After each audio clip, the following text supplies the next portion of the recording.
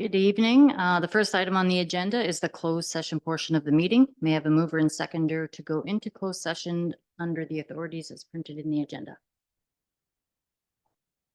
Councillor Brand, Councillor Muir, all in favor? Motion's carried. 6:30.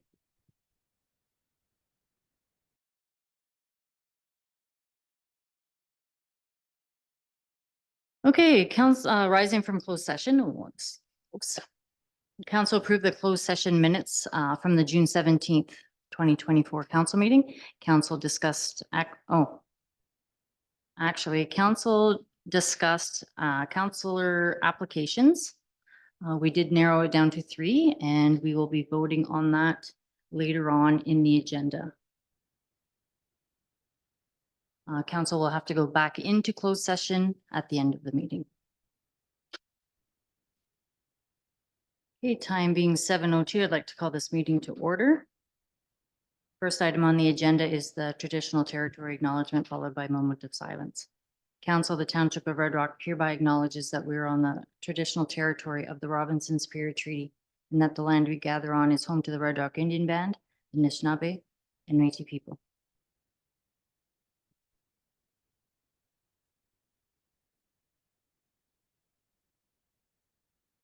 Administration advises that there is an addition to the agenda under the Community Development Officer's report relating to a tree assessment recommendation. Do any members of council wish to make any amendments to the agenda? Seeing none. Can I have a mover and seconder for motion to approve the agenda as amended? Councillor Brand, Councillor Muir, all in favor? Motion's carried. Are there any declarations of interest to disclose? Councillor Smith. Councillor Smith.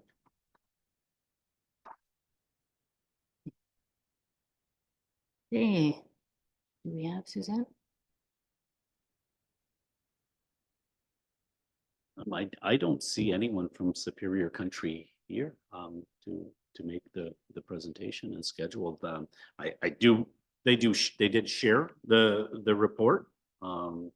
So I think we can move just quickly past that. I can touch base with them again tomorrow to see what happened, but I don't see them at this point.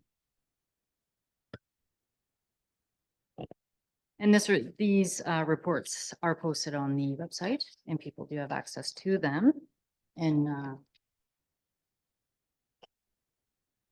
I'm not sure if Whitney's speaking to somebody out there.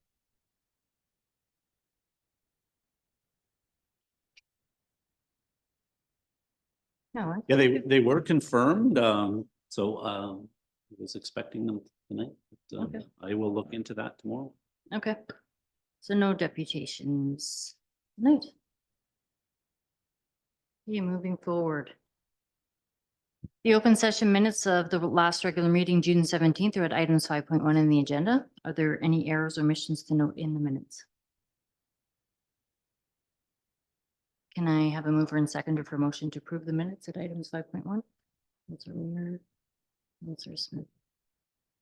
All in favor? Motion's carried. Yeah, she's warm in here.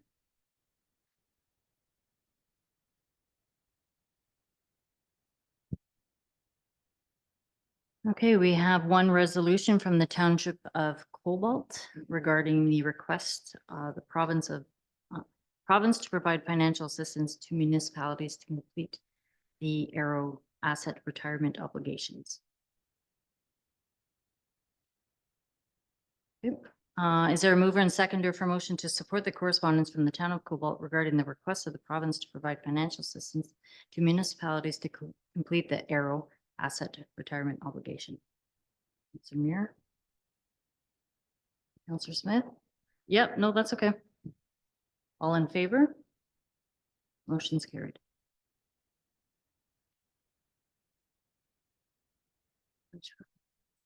Okay. 6.2, information purposes only regarding the minutes from the Thunder Bay DSAB meeting on May 16th. Do any members of council have any remarks on this item? Okay, seeing none. Okay, 6.3, information purposes regarding the minutes from the Thunder Bay District Health Unit meeting on May 15th. Do any members of council have any remarks on this item?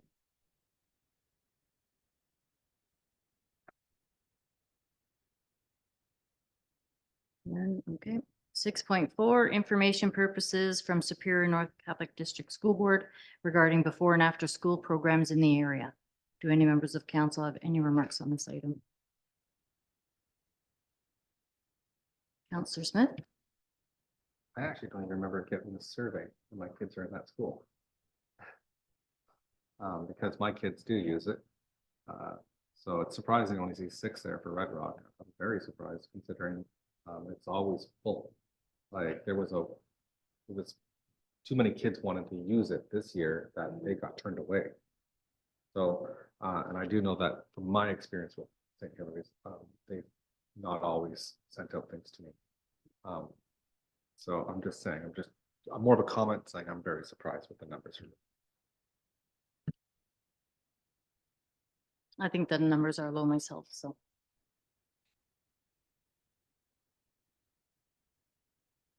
Okay, next item 6.5, for discussion purposes regarding a policy update from the Association of Municipalities Ontario.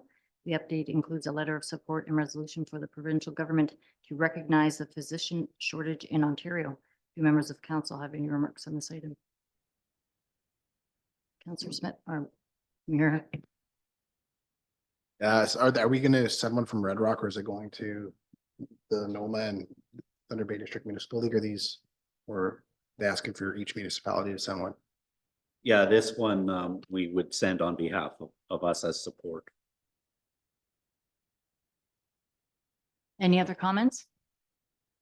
No, okay. Is there a mover and seconder for motion to urge the province of Ontario to recognize the physician shortage in Ontario to fund healthcare appropriately and ensure every Ontarian has access to physician care? Councillor Muir, Councillor Brand, all in favor? Motion's carried.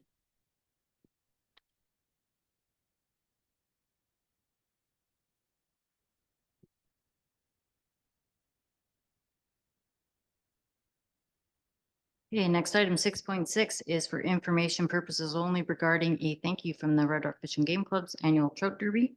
Do any members of council have any remarks on this item? Yep, seeing none. 6.7, information purposes only regarding advocacy for homelessness encampments. Do members of council have any remarks on this item? Yep, seeing none. Item 6.8, information purposes only as a reminder for the 2024 Chamber Awards. Do any members of council have any remarks on this item?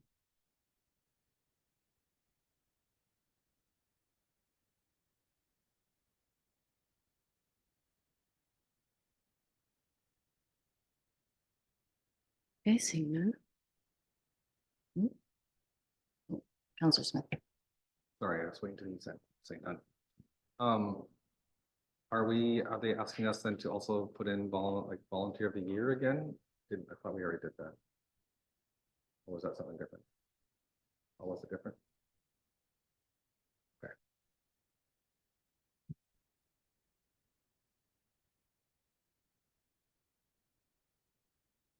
And we do have the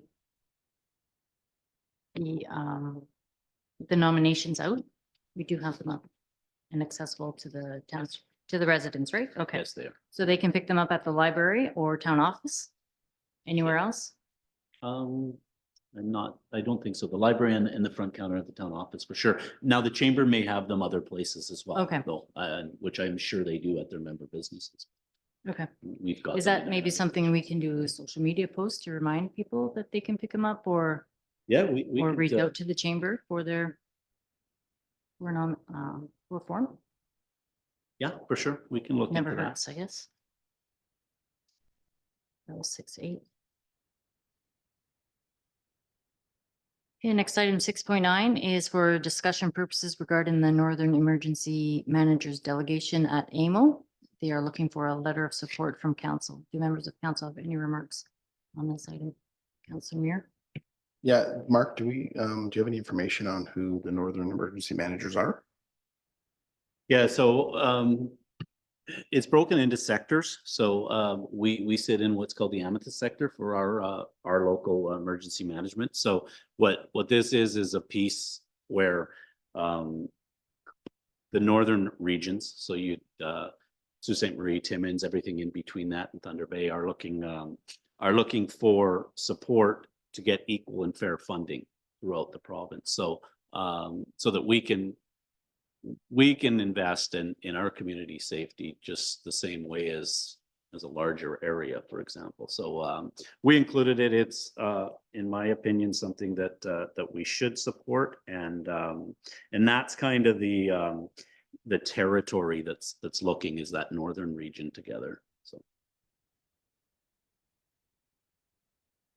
What a motion and to support.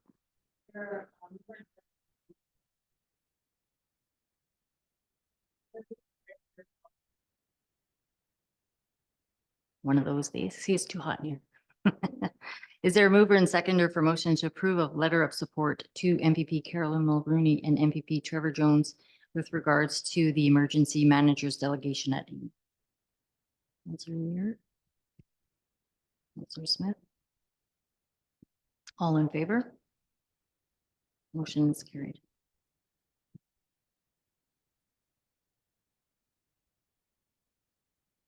Okay, next item 610 is for discussion purposes regarding a donation in support of Purple Day at the Thunder Bay Regional Hospital. Do any members of council have any remarks on this item? Councilor Smith? This is not, just to confirm, this is not the SEIU branch that is here in Red Rock, right? We wouldn't be supporting the local Red Rock branch if we donated. So the reason we did bring it forward is because we are represented, a portion of our workforce is represented by SEIU. So they reached out to us, I assume, on that premise that because we do have members of the general population of SEIU. So I did speak to him about how council usually makes donations in this manner. So we brought it based on the fact that we ended up having a discussion that, I mean, it could simply be an in-kind donation. And this was the kind of the general request that maybe is one night of a camp spot or one night of a slip rental for a small boat. So the value in kind is in around that $25 to $30. So that's kind of what they were, what they're looking for. And that's why we brought it with, and I had pre-discussions with him about that. So generally he had kind of broke it down to, hey, I know financially it may not fit, but it might get somebody into Red Rock for an evening to camp for one night or to dock their boat for one night. So I said I would bring it to council.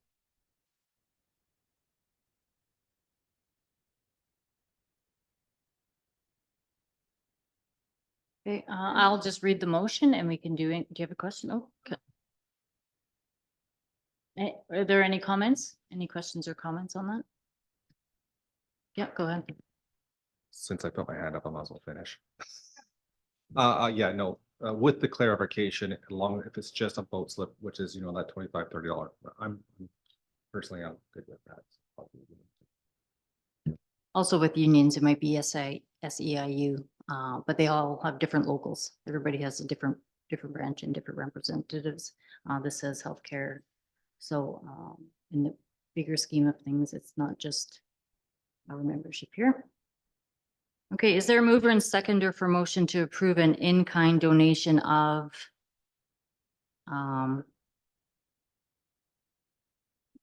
camping or something from the township at the costing of what, $50? It was really, it's probably between 25 and 30. It is. I mean, because we would word it as a small boat. So we Okay. we charge per foot on the boat, so, and a campsite. So you're looking at an in-kind or a donation from the township of about $30. Okay. Okay, is there a mover and seconder for motion to approve an in-kind donation of approximately $30 to Thunder Bay Regional Hospital in support of Purple Day?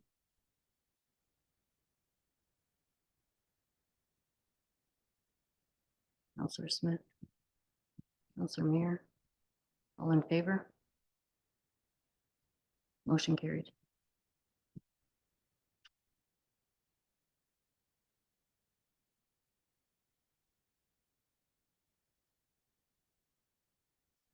Okay, next item 6.11 is information purposes only regarding the meeting minutes from the Chamber of Commerce meeting on June 11th.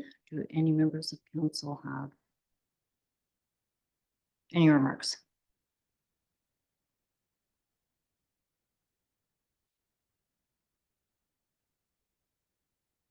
Okay, seeing none, is there a mover and seconder for motion to receive the minutes? Where am I? Oh, no, sorry. Oh, I moved down. We don't need to receive these minutes. My apologies. Okay, next item 7.1 are the minutes from the Red Rock Public Library Board meeting on May 14th. Do any members of council have any remarks? Seeing none, is there a mover and seconder for motion to receive the minutes? It's the right one. Councilor Brand, Councilor Muir, all in favor? Motion's carried.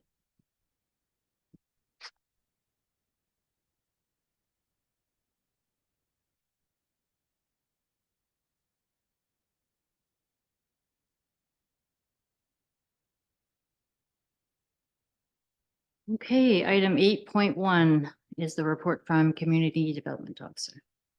Welcome, Ashley. So we do have an addition to your package. Okay, do any members of council have any questions? Ashley, Councilor Muir?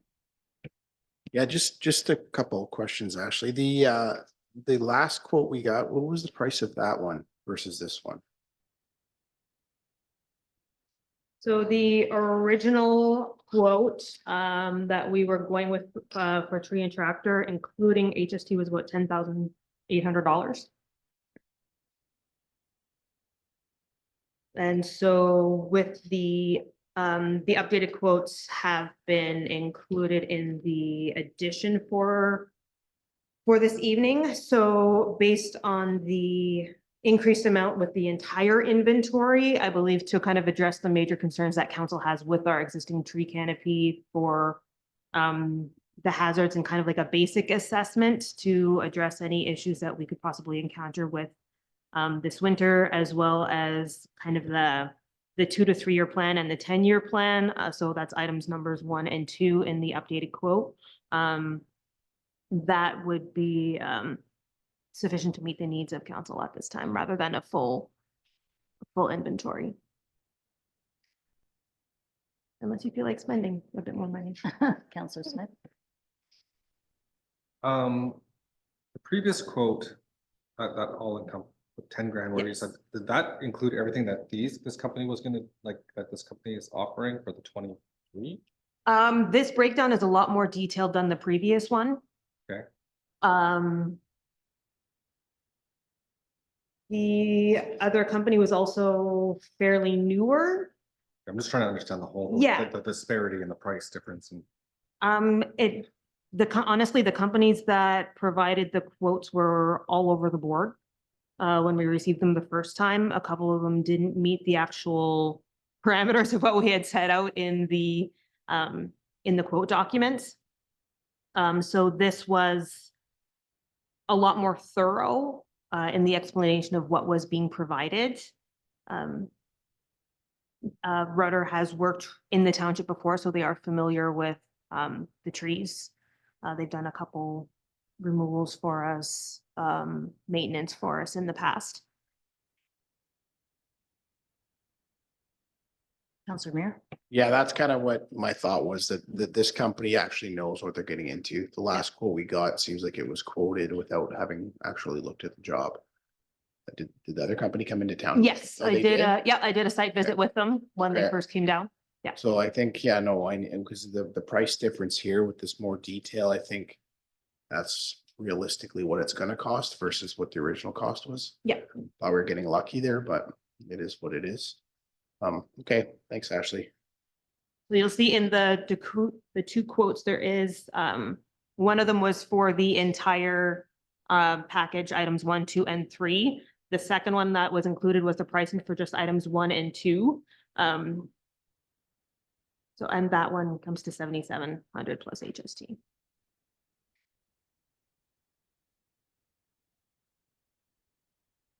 I just have a comment or question on the memorial banner Yes. program. I think that's great that we have 8 more coming, more interested, right? Now, I just have a question. People had asked last year after they had seen them. They live and their families live here, but their parents not from here. Are they still able to get a banner to represent their family member? We do Like have, they're not, they Mhm. weren't a Legion member here. They were, say, somewhere else. we do have 1 or 2 banners up already of community members who are honoring a family member who served elsewhere, who Okay. never did live in Red Rock. Working with the company, there's also an opportunity for households to purchase yard signs. So it's like a smaller version of the banner rather than going with a full out banner. So I'm waiting on more details for those. So it would be, if they didn't want to purchase the $250 banner to go on the telephone pole, they can purchase yard signs for themselves or their family members. A little bit more of an affordable cost. I think it's a great opportunity that even though we have people living in this town, I mean, their grandparents or whoever it was that served somewhere else, that they're still being recognized there. They should be recognized wherever, right? So this just happens to be the place where their family is. And if they're willing to pay for the banner, I myself don't see a problem with it. But when is the cutoff date for this? So I did the kind of an earlier call out just to kind of pique interest again. Mm. So we want to get the banners. The kind of cutoff date is middle of August. So I probably say about August 16th-ish, just to make sure that we've got enough production time. So we have them for Remembrance Day. So it takes about 2 weeks for them to actually be produced. So we want to give an early deadline because we always have the late stragglers. But ideally, our absolute latest cutoff date is about the middle of September.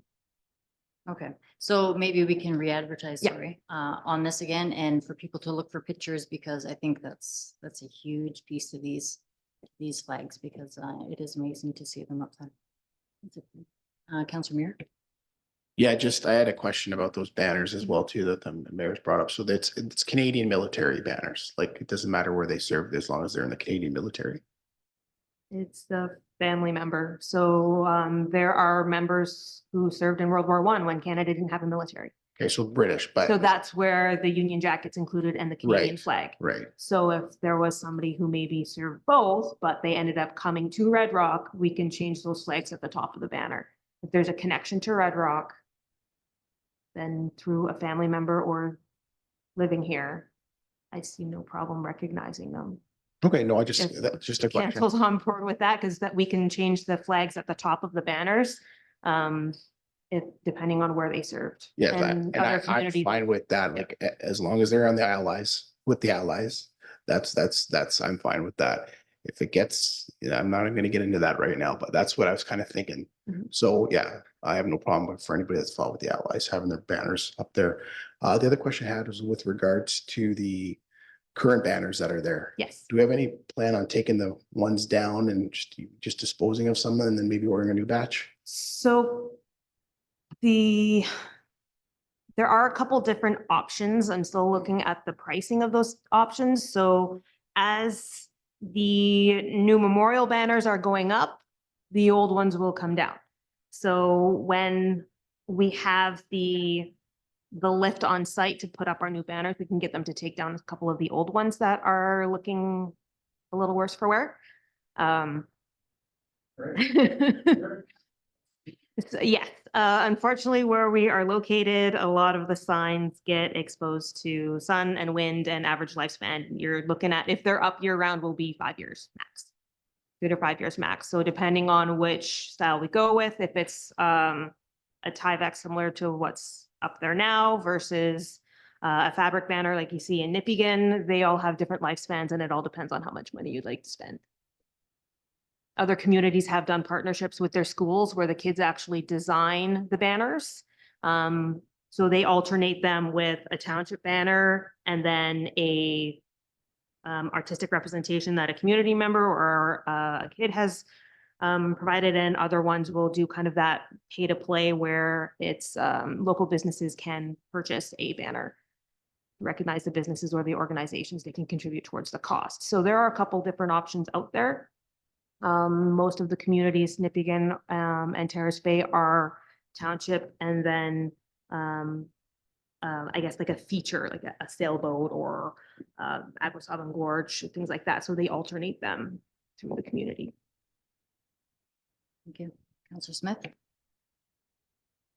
I'm not allowed to say this. I'm just, regarding item 5, you did an amazing job. That's all I'll say that for Canada Day. Thank you. It was awesome. I had a great time. Family did too. Didn't like the books. Counselor Brand? Just have a question, Ashley, 2 questions. Excuse me. The Red Rock Mountain Trail, it says seasonal maintenance activities and brushing. When is that happening, and are you involving the community in that?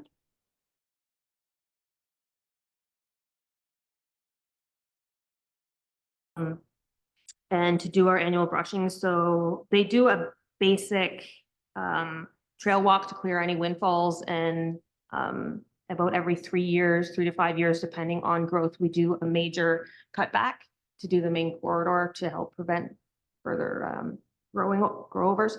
So they go all the way out to Table Rock. And do you know when they're doing this? They were doing an initial walk through last week. Oh, okay. Yeah. I just know like Nipigon did when they were doing one of their trails, they had actually put out a thing to community members who wanted to come help. So I just wondered if we were doing something like that as well. And it was done through Epic. Pardon? It was done through Epic and Oh, okay. Adventure. So I was just curious if that was an opportunity for community members if they wanted to go help. We haven't organized anything like that. Okay. Then my other question was regarding the Tourism Growth Fund. You're looking for the inspection and dock repairs and upgrades. What kind of repairs and upgrades are needed at this time? So our crew has been working a little bit on the docks already, doing a little bit of minor repairs. But there are some underwater concerns with the anchoring system for a couple of the other docks and the other slips. So this is where the full inspection will come into play, both underneath and above. One of the companies that provided parts for our existing dock system is no longer in business. So we may have to look at some other ways of finding parts or changing out in stages based on what needs to be replaced.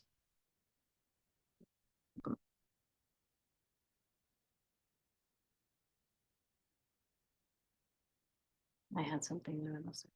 Oh, the cruise ships. So Yes. unfortunately, we missed out with the presentation today, but I've already been asked to come down and meet two different dates, Yes. cruise ships that are coming into Red Rock. So Quite exciting. September 11th, they will be here in the morning, I believe 8 till 2. And then the second trip will be September 17th, roughly about 3 p.m. to 10 p.m. So the later date one, they will be having a barbecue here. The plan is to have Wolf River Farms here providing local food. The cruise ships really want local food, so they'll be here kind of telling the story of Wolf River Farm. And we're also planning a vendors fair, so there'll be some advertising going out as an opportunity for our local home-based businesses and artisans to feature what Red Rock has to offer. In terms of where's the nice thing is with this cruise ship is there's minimal restrictions on what they can take back on the boat. So we're very fortunate about that. This is a first expedition cruise with Ponant, a French company. They are excursion based. So these are active seniors who like to go, retirees who like to go out in the bush. They like to go hiking, exploring. They tend to have a lot more energy and move around a fair bit. These ones are, because they do tend to spend more time in the locations, the cruises are a lot smaller. So the ship may only have about 150 people on it, maximum. These ones we're looking anywhere between 40 and 70 people. So I think it'll be a nice ease in for Red Rock, to kind of see what it's like to have a cruise ship back in the community. No, I think that's great. And it's going to be pretty cool to see the ships in our marina. Also, I was informed I should brush up on my French, so we'll see. They We'll do see like how to that goes. practice their English wherever they go. So that's one of the opportunities that a lot of the visitors try and practice the language of wherever they're at as much as possible. So with the size of these ships, they may not actually be coming into the bay. That's on my end, that's yet to be finalized. That's something Suzanne and Dan would be able to confirm. But so they would be farther out in the straits, and then they would zodiac in, partially weather depending. And Okay, great. Also, we have, you received a letter of request from the golf club. yes, Did you want to just speak to that? I know you said that we do have a lot of leftover swag bags from Canada. yep. July 1st. There were a lot of leftover Canada swag bags from Canada Day. So Aaron Langevin approached me to have about 15 of them for the junior golf tournament, and that was no problem. They were already prepared. Everything was donated to us anyways. So we've supported them in the past. So kind of made an executive decision with our leftover Canada Day stuff. They might as well get use of them, and we still have lots left. I think that's great. Any other questions or comments on Ashley's report? And just to confirm, it's Rudder Urban Forestry, right? Yes. Okay. I can never get the pronunciation right. Yeah. Rudder, I think it's Yeah. Rudder.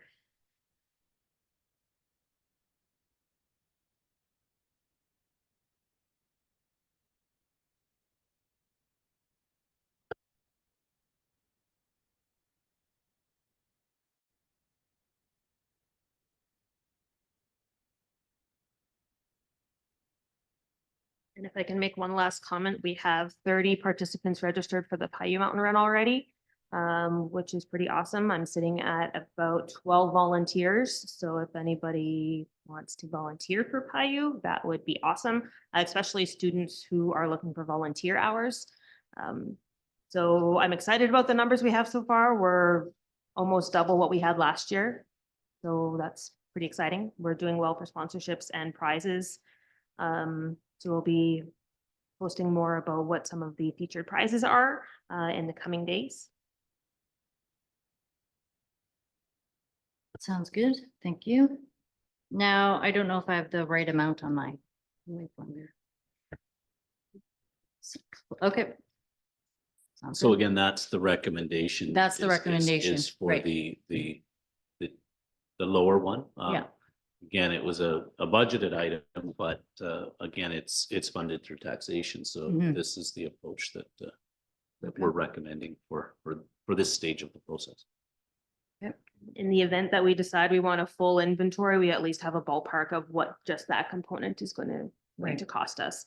But in the meantime, those what's included in those first two items, I think will meet the needs of council at this time. Great, thank you. Is there a mover and seconder for motion to enter into an agreement with Rudder Urban Forestry in the amount of $7,700 plus HST for a tree assessment and management plan? Councilor Muir, Councilor Smith, all in favor? Motion is carried. Okay, is there a mover and seconder for motion to receive the report? Councilor Brand, Councilor Smith, all in favor? Motion's carried. Thank you, Ashley.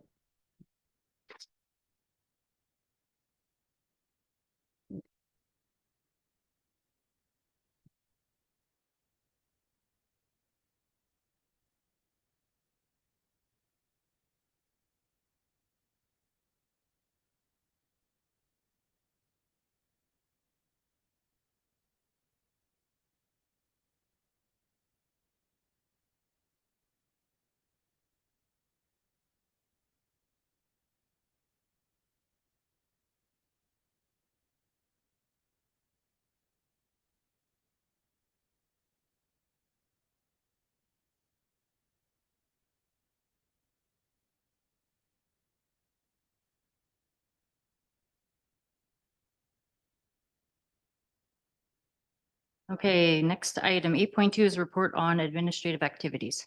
Do members of council have any questions of Mr. Figlini?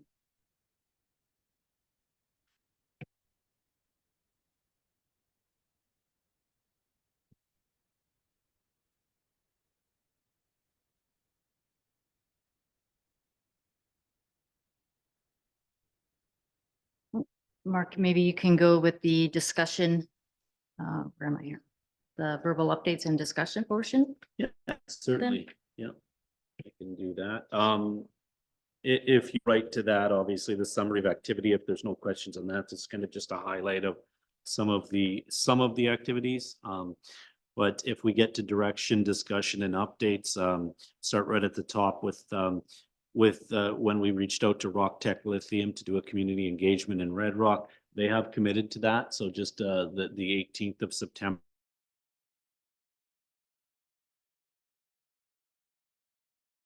With the Legion. So we'll work with them on that. We'll have some more details for that moving forward, but it is scheduled and just kind of save that date. Not sure if we want to go through any questions now, or I'll go through it and then so the town hall, same kind of discussion. The date is booked. We have been fielding questions in the office. I believe we have 4 questions to date only.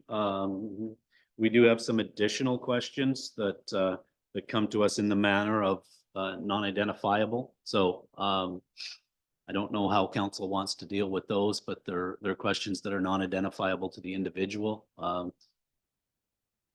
mean, it's really hard to put something to that when you get a question from Bob, for example. So and some of the questions. Some of them are still okay questions, but others you can imagine where they go. So 4 questions from identifiable individuals within our community right now. We have put together what is a tentative agenda for the evening, based on kind of a meeting type of event of format, opening with an announcement or a mayor's announcement kind of greeting, right? A report from the CAO on municipal update. We can also then, we could look at 2 options based on that. I mean, if council wanted to field questions based on the township update, we could do that.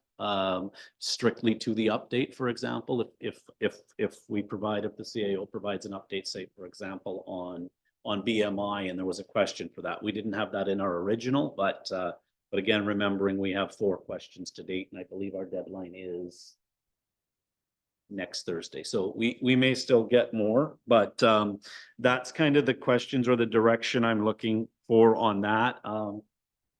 This Thursday, that's kind of the direction. Is an identifiable question something we want to entertain, an unidentifiable question? And 2, would we want to entertain questions from a CAO update? And I guess that's just the direction I'm looking for from council. It is scheduled, so I'll leave the floor back through the mayor on this discussion. Councillor Smith.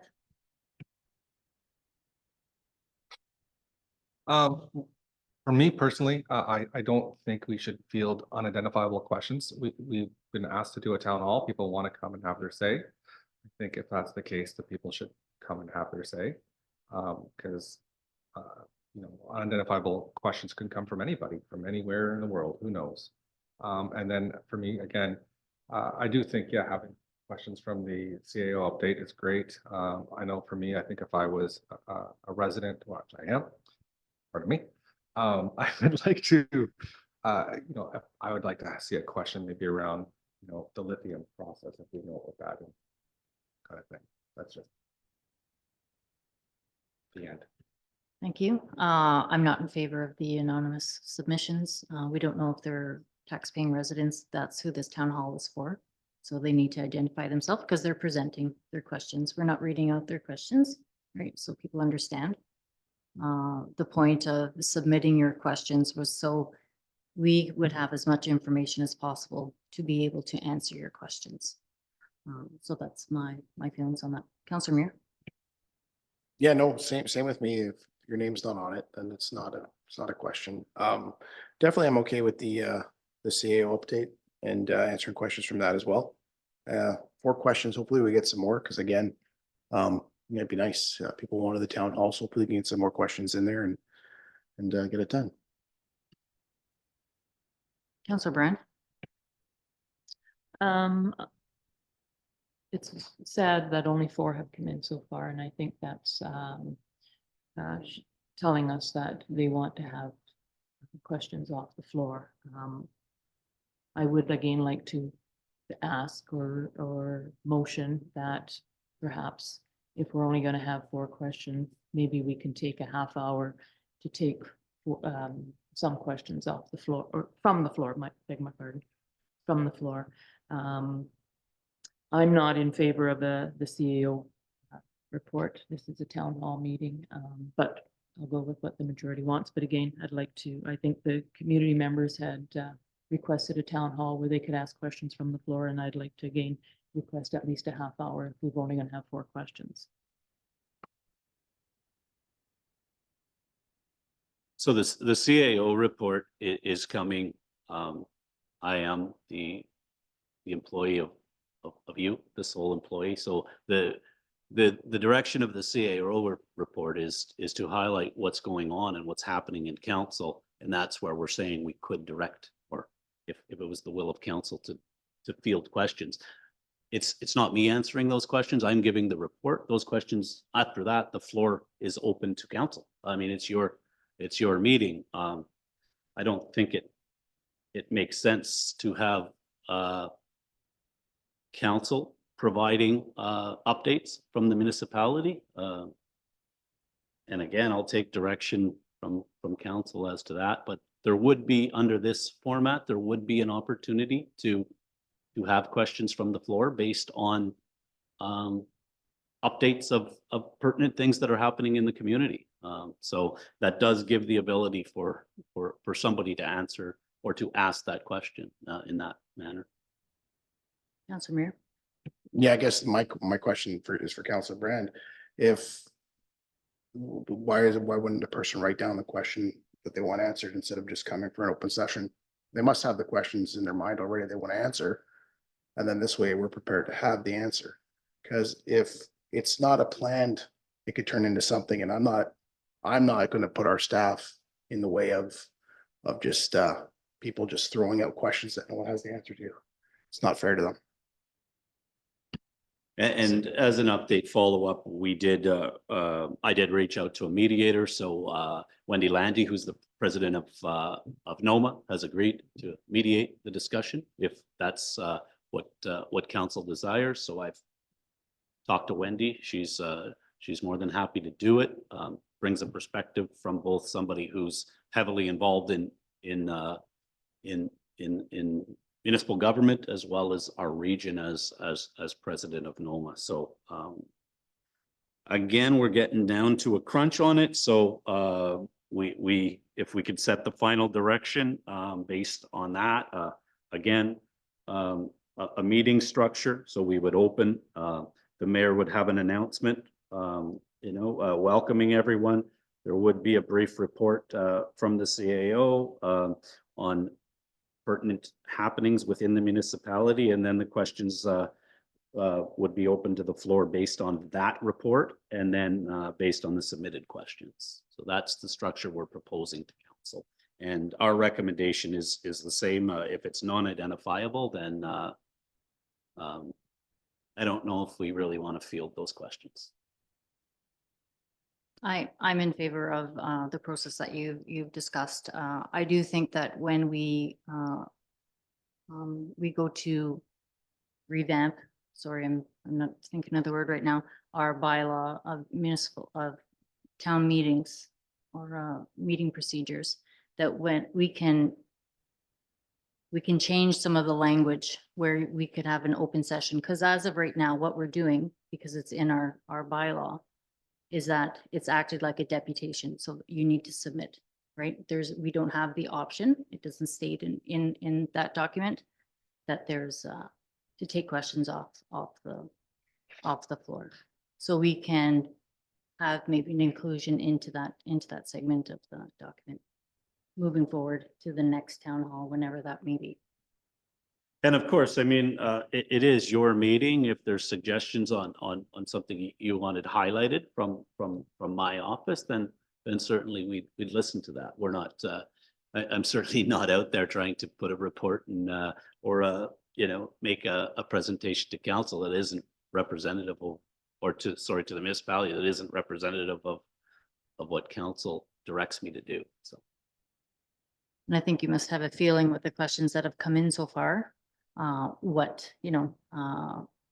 everybody is looking at. So is everyone in favor of the process that the CAO has recommended? Councillor Smith. Just to clarify, because sometimes my mind goes elsewhere. After the CAO gives his, brief on what's happening in the here and now, we will allow people from the floor to ask questions pertinent to what was asked. And those are just open questions that don't need to be Pertinent questions to what was.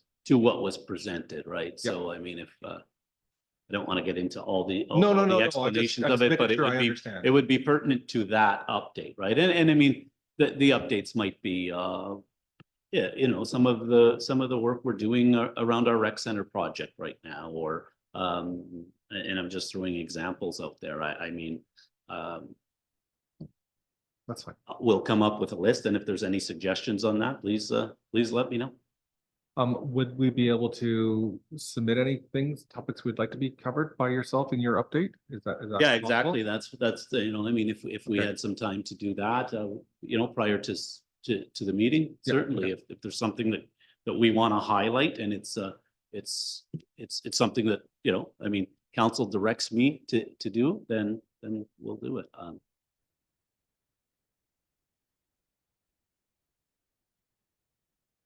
Okay, I think we're good there then. The next one is just a kind of an update on the Bruno's development and the fact that it is private property. I know there was a bit of a discussion around ATVs. Again, I mean, discussions happen. They end up on social media long before they end up where they should start. I spoke to the individual that had the concerns, or to the group that had the concerns. I spoke to Mr. Di Gregorio of Bruno's. Remembering it is private property. He's quite concerned about the speed that ATVs are traveling through that area. I mean, it is a work zone. It is a construction zone. There's logs. There's guys backing up in heavy equipment. Mr. Di Gregorio wanted to relay to the community that he's invested in the community. He wants to do good by the community, and he doesn't. But he can't have ATVs running through a work zone at 100 miles an hour either. So he is taking steps to stop that. I mean, there's a liability on him. If we're willing as a township to take on that liability, that might change, but I wouldn't recommend that either. Again, we sold property to a developer, and they're developing the land. They're working on it, and it may change the way we traditionally use that land, but that's his reasoning behind it. It's really safety, and it's his liability. So that's the reasoning for that, and the blocks or the barricades that he's put up. Again, he's more than happy to work with the community if we know of something, or we're reached out to about a certain event, then he is more than willing to work with the community. He said, hey, at some given time, maybe we can build them a new trail. I mean, that's the type of conversations he wants to have, as opposed to what we see daily in our social media, what we get in that manner. So that's that. Just a general reminder, it is private property, and that's Councillor Brand. So just going back to what you said there, then where the gate is and he's got those two stacks of ties on either side of the gate, that's to prevent people from going around then? Is that so people can't access the property? Because I've had questions if that would be tidied up.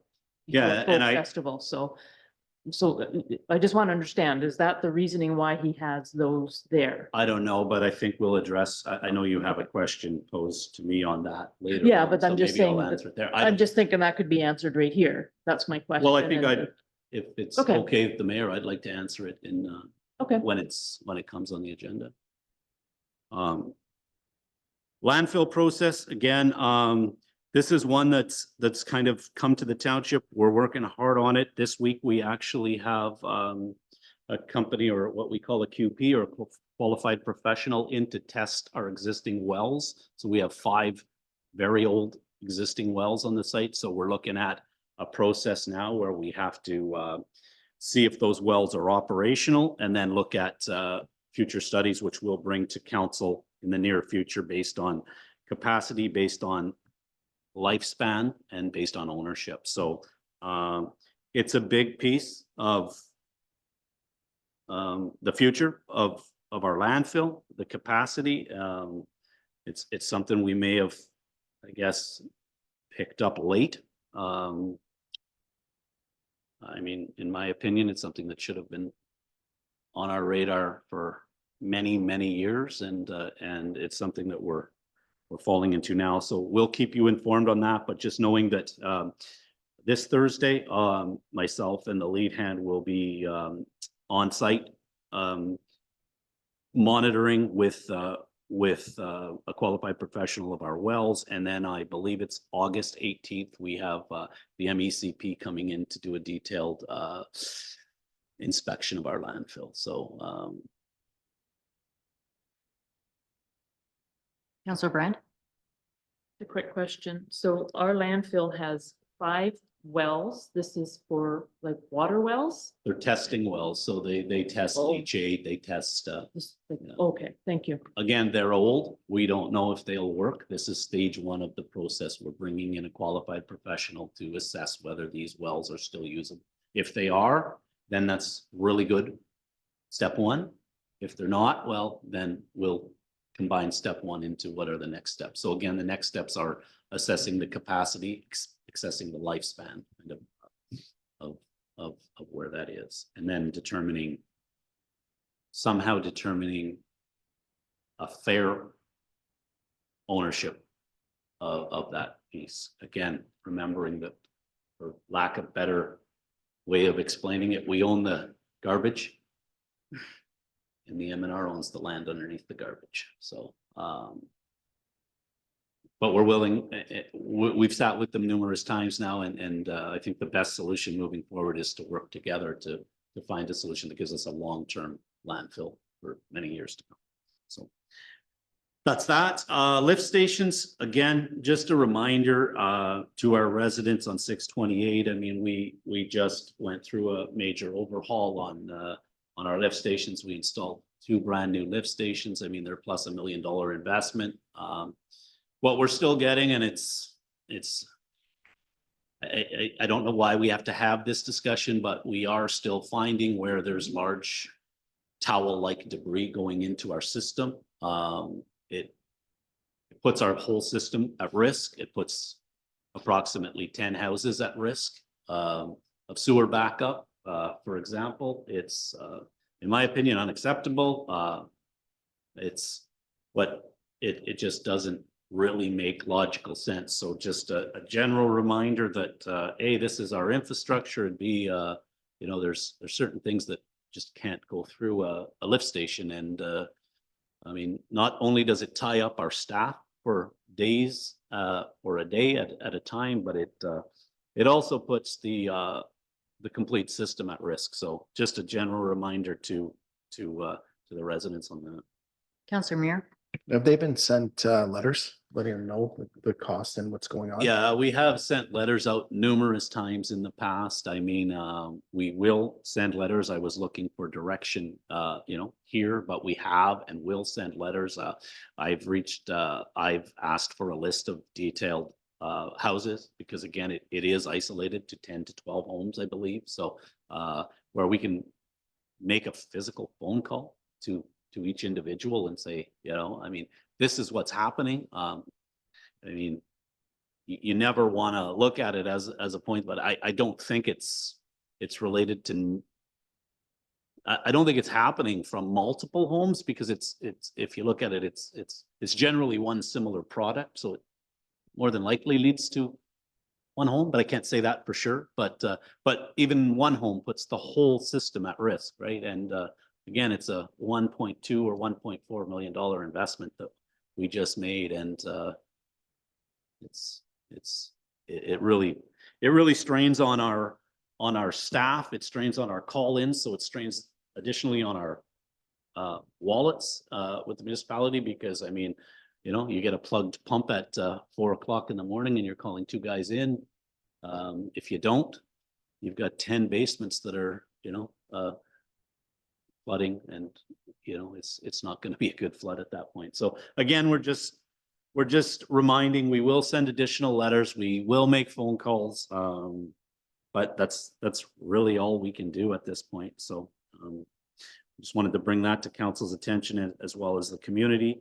The Thunder Bay District Social Services Administration appointment process, again, I was reached out to by the EA last week. Again, they're looking for an answer from the Township of Red Rock to replace Councillor Gladden. I did tell her that we had a meeting tonight, and I would get back to her with some kind of an answer.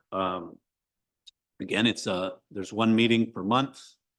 There is a small stipend paid to board members. It is Red Rock's term to do this. We do have to appoint a member from our council. We can't do that. I guess we could look at options of going to our member communities. I'm not sure if that's something we want to do and I haven't really asked that question yet, but we do represent represents Red Rock, Dory, and Nipigon. So again, I just want council to think of that, about that. Again, it's I believe one meeting a month. I think it's the third or so Thursday, and there is a virtual option. So kind of direction on whether we want to fill that seat or look at somebody else as an option. Councillor Muir. Start of the term, we all took, so the new chair that's filled by right should, I would think, take that on. Yeah, and we can look at that as an option. Sure, that I could be think something we look it at. makes sense because that would have naturally occurred at the start of the term anyway. Yeah, for sure. That's my thought process anyway. Okay. Yeah, and we can look at that and continue that discussion. And that was just a general reminder, I guess, for that. The water pollution control plant grand opening. I'd like to plan it. We do, as well as both levels of government would like to have some kind of a ribbon cutting ceremony. The 26th week of August works. I believe by general consensus from most council. The requirement from the province and the feds is 15 days notice, so I could release that, pick a date. And I mean, maybe the Monday isn't the best, but maybe the Tuesday is, or the 27th maybe, or throw a couple of dates at them of maybe the 27th or 28th, and or work with that whole week. Does that whole week? So there is a bit of coordinating with both levels of government here for this. So, or is there any dates that work best for council? 27th and the 30th work best for me. 26, 27, or the 30th. But if it's the other days, I will just ask permission from work to be able to attend in uniform. Yep, same for me. I can make them the same day as you. I'm here all week. Okay, well, I'll work with them on around some of those dates and we'll get you an answer very quickly on that. So, speed bumps, so still working on that process. The locates are now done. There is a bit of a delay in locate processes, so, as anyone that works with the system now knows that. But what I did want to bring to council, and we had the discussion, of where, we wanted to locate them, and the initial discussion and the direction was White Boulevard as well as Baker Road. Again, seasonally, so they're not going to be there in the winter, so they're not going to be ripped up by tractors, etc. That might have been printed in some minutes, but it certainly wasn't printed in ours. But upon further discussion internally, we wanted to make a proposal that we start this year with 2 on Baker and 2 on White, and we don't go to Baker initially for a couple of reasons. Number one being it is more of an industrial route, and it doesn't encompass that neighborhood kind of thing. So we'd like to try it. Again, there was a direction from council, so this would be a change there. We feel that maybe that might be too much at once. And that's what we're looking for, the direction of council now. I mean, when we talked to OPP about it, I mean, they said it was a great idea. I mean, White Boulevard being the target area or the focus area. So that's what we'd like to do and have those installed. So there'd be 2 on directly on White. We've selected the locations. We've had the locates. We're really ready to go there. And that's where we'd like to start if that was okay with council on a change. I did have a copy last week with Sergeant Moscow, and actually he liked that recommendation as well. It makes actually sense, and to see if these speed bumps do work. Again, they are removable. They will not be there in the winter time. So I think it's a good idea. It is a change to what we discussed, but I don't think we were really thinking people just speed up to the speed bump and then they can go, right? So anyways, I'm fine with that new recommendation. Yeah, Councillor Brand. So the original recommendation that came from administration was to put it on those 2 streets. And council made the decision. And so I'm not understanding why, once we've made a decision, it's being rediscussed and overturning the direction we've gone, that that administration originally brought to us. So I don't think the recommendation came from administration because we asked. We asked for this White speed. Boulevard, We and they asked. they suggested White Boulevard and Baker, I believe. That's how it. I think we all discussed that, and then we brought that forward. These are the 2 areas that we would like to address. And then we just move forward with it. They ordered and now the manufacturer has come back with, this is, I think that's what it was, right? Yeah. Or So and this you're- is how it should work. Well, yeah, for sure. And correct. I mean, I'll take full blame for that. That's my job. I'm responsible for all of staff. I mean, if we did talk about both streets. But my style, the way I operate is I do like to talk to staff, and I should have talked to staff prior, and I apologize for that. But I'm bringing back what we feel as staff is the best option right now. You want to say it was a mistake? Well, it was a mistake. I mean, that's people make mistakes, and if you want them on White, we'll put them on White. If you want them on Baker, we'll put them on Baker. But the recommendation right now is to start with White and see where we end up. It's more of an industrial route up Baker. I mean, it will allow workers that are going through that access. And Councillor Brand? No?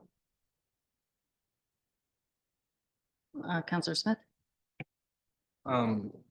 So the original was White and Baker. 2 on White and 2 on Baker was the original? Did we buy 4? yes, We have 4?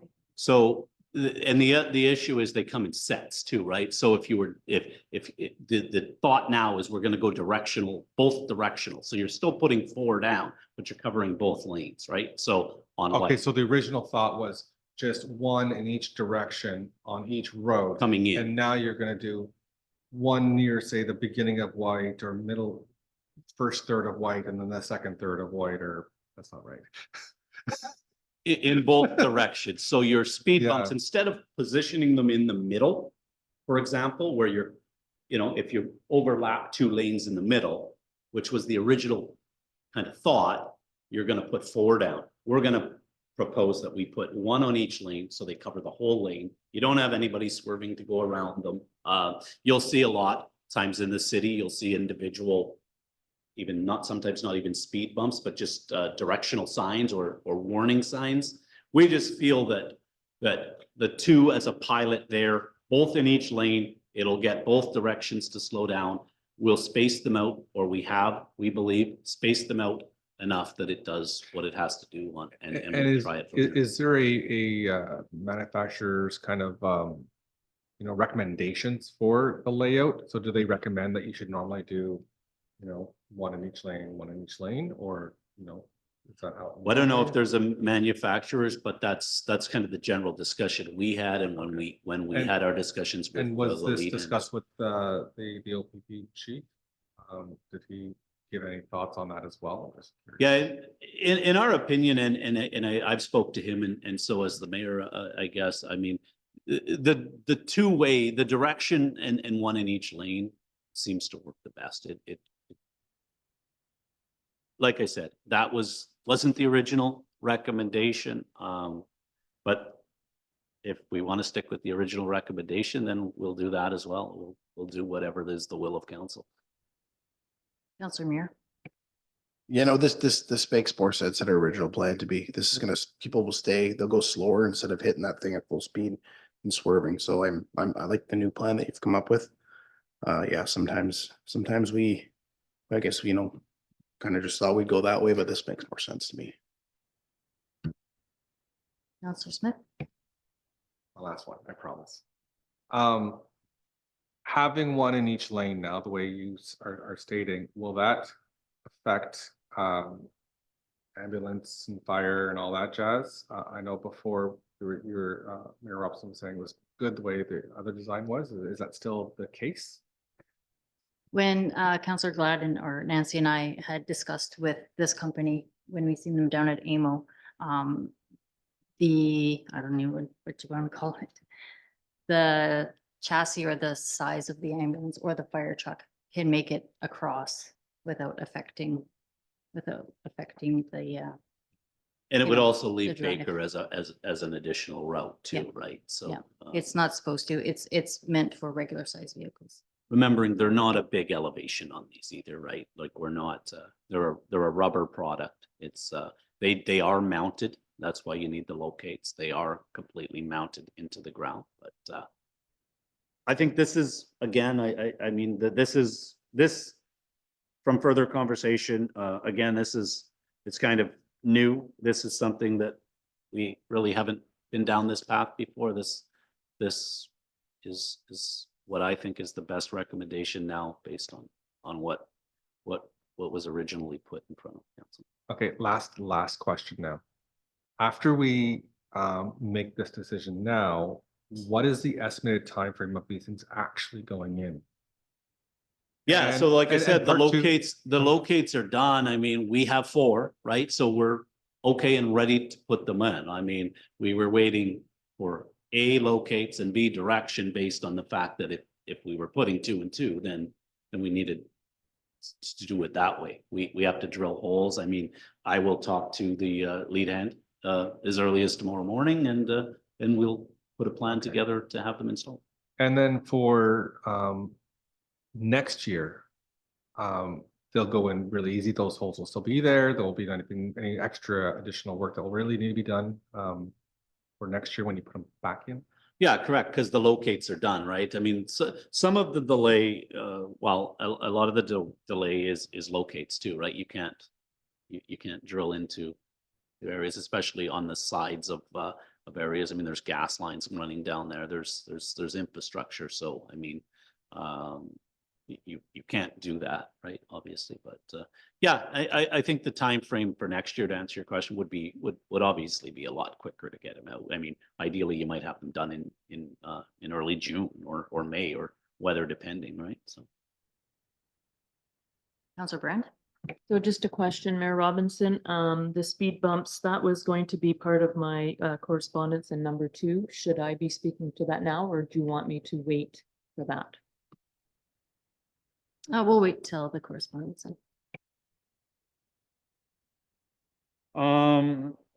We done there then? Okay, so the next is a proposed meeting change. That is I mean, the proposal coming to you that the 19th, I will be at AMO. So does it work for council to move a week ahead? If it does, the suggested date would be August 12th. Yep. Everybody's okay? Okay. I guess getting down to the end here, I mean, it's busier when you have one meeting a month, so there's a little more on the discussion pieces, but this one is vehicular and bridge. So kind of the options and direction, just I mean, just to bring council up to speed on some internal discussions we were having with BMI. BMI is very focused and determined on reestablishing rail to that site. They've taken it to the step of having an engineered study done for a bridge from JML Engineering. So the township's a part of the study, but we haven't financially contributed to the study. So again, when in my meetings with BMI recently, what they're trying to do on their industrial land is check off significant boxes to bring industry to the site. So one being Indigenous engagement, which they're working with very well with the Red Rock Indian Band. Another is ECA approvals, so environmental approvals. They're working well on that. Power is a huge one. That'd be kind of number 3, however you want to categorize it. Obviously, Hydro One has made a commitment. There's gas. There's a lot of power in this area for them to produce some kind of industrial footprint on that site. Number 3 or number 4 is rail. So that is their focus. So what they're asking us to do, or the direction of council, is to at least look at building one bridge and looking for funding for one bridge that would encompass vehicle, rail, as well as pedestrian. So we're looking at some options. We will be able to bring council a full detailed report from JML that was undertaken by BMI. So the current option, we have had a chance to look at the preliminary report. The current option that is being talked about the most, and I think is the desired, in my opinion, would be to kind of mirror what would be the big parcel of land that BMI just recently acquired from the Tedescos, and coming through that way, and kind of having vehicular, rail, and pedestrian right kind of to the left if you were leaving town of our existing bridge. So BMI owns property, obviously there. Township owns some property. There's some issues that we may have to deal with additional properties, but that is the desired route. What it would also give us is the ability to still operate a bridge while we're constructing this. Of course, it's all due to funding, but we're looking to work together with them, because I mean, the cost of building one bridge would be significantly less than the cost of building 2. So we're early in the process, but we wanted to bring it to council knowing that there will be a detailed study coming out that's going to provide us, I think it's 5 or 6 options of where the best location would be for a bridge. Counselor Muir? I just want to verify that we are going to be the owners of the bridge when it's done, so there's no toll booth sending up on those. Yeah, we would certainly, that the bridge, obviously, I mean, it's within Township of Red Rock Municipality, so the bridge, it's, I mean, let's be honest, I mean, BMI, if they're going to develop this industrial land, their focus is rail. We want to look at the least impactful way of bringing rail in. We want to be part of this process, because if we're not, they are determined at some point, I mean, and it benefits them, it benefits the community in a long run to have an industrial base. But we really want to be a part of the process, because we want to have a say in where that rail enters the community, because, or sorry, the mill site. So if you looked at it from where it is right now, the option we're looking at the most, it really, it comes in through that property and kind of connects to the existing line in front of our water treatment plant. So it takes the least amount of impact to the residents, obviously. And again, I can't stress enough that I think we need to be part of that discussion, because it could really affect the community, or, you know, the way that you think of rail coming in an impactful way. Counselor Smith? Do we know how this will impact the development from Bruno's? Like having the train come so close? Like, would it be coming close to? It won't, so it would come again on what would be, if you were entering, let's say we're entering, it would come on the, if you're entering Red Rock, it would be on the right side of our existing bridge, in between the existing, I think it's a Bell building that's there now, or an Enbridge building, right? So again, it's a detailed study from engineers. They're going to have all the information based on infrastructure, et cetera. Again, it's something that we would then be able to partner with to be able to acquire funding, because the piece is still going to come down to funding. I mean, if you're building one bridge that's strictly vehicular, it's 10 million, for example. Well, the rail component might be 15 million, but if you look at it as a shared cost for developing it for the community, there is a hopeful way to reach out to funders based on infrastructure, based on critical minerals, et cetera. There's many different avenues. So we're early in the process. I think I'll be able to have a report back to council with the detailed engineering study from JML as early as next meeting. But I wanted to highlight it now because, I mean, we have been seen, I mean, walking specific sites in town. I've been with representatives from BMI,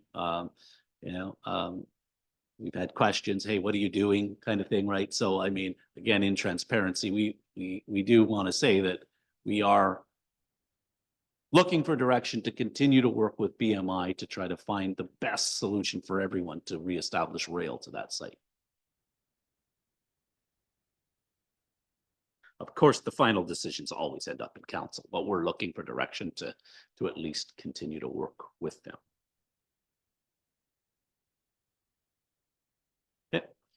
And then EMS services provided, so ambulance down staffing. I'm not sure. I wanted to highlight that because it's an issue. I think a significant issue for our area. I just wanted to get it on our discussion.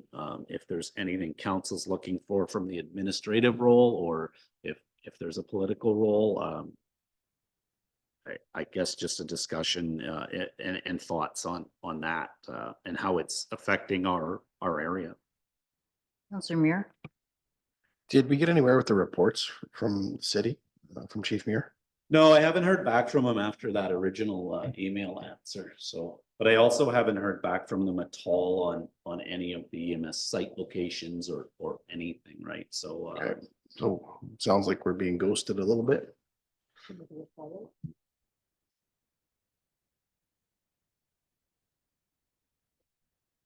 Counselor Brand?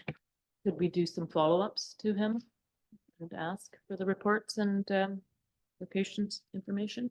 So the direction for the reports actually came out of Quad Council, so it wasn't direction from our council. So I mean, we could certainly reach back out. That direction was given to me from Quad Council. So I mean, before reaching, I guess, back out, it may be beneficial for me to at least reach out to all members of Quad Council, which I can do, and see if there's any update.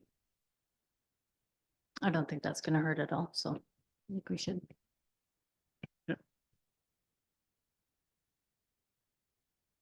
And then if there's nothing else, Councilor Brand had some discussion items, and I'll pass the floor on to her if it's okay with Mayor Robinson. So my first one was about general correspondence. I've had a community member ask me if I received a letter that was addressed to mayor and council, which I have not received that. So I'm wondering if it's possible for any correspondence that is addressed to mayor and council, if it could be provided to us for information. I think maybe just privately you can discuss with the CAO who that person was, because maybe it actually didn't come into the office, or that there was something Okay. other than what's brought up here tonight. Okay, so for me, if somebody's, if a community member is taking the time to send an email in or a letter in to council, that's them looking for something for us or asking us questions, and we're supposed to be representing the community, and I can't represent the community member if I don't know what their correspondence says. So I don't know if I need to have that as a private conversation. I don't think it matters who's sending it. If it has come in, if there is correspondence, then I feel if it's addressed to mayor or council, that we should be getting that information. Yeah, so I was just speaking to what you've just brought up, as in there's a specific person. Yeah. But in general, I believe that a lot of it is vetted through the CAO's office. I can't speak to that. I do believe that, because with the other correspondence that we're going to be discussing tonight, there's a reason why some of it does not come to the council table. It can be shared with council. It could be brought to in camera, but it's not brought to open for specific reasons. And Okay. if I could respond as we go through, if that's okay through you, Mayor Robinson. I guess what I'm looking for is, I mean, the request is correspondence to mayor and council in general, sorry. I mean, exactly what is requested of me from council as to this process. I mean, I don't, unless this letter is referring to 2 or 3, then I don't believe there's another letter. I mean, if there was, I mean, I guess you share with me what it is, and then the process of how you want me to handle that, because it's, I mean, I guess the best way to put it is, I mean, if the statement is that I'm not sharing documentation, then tell me what you want me to do and tell me what the documentation is so I can address it, I guess would be my response to that one.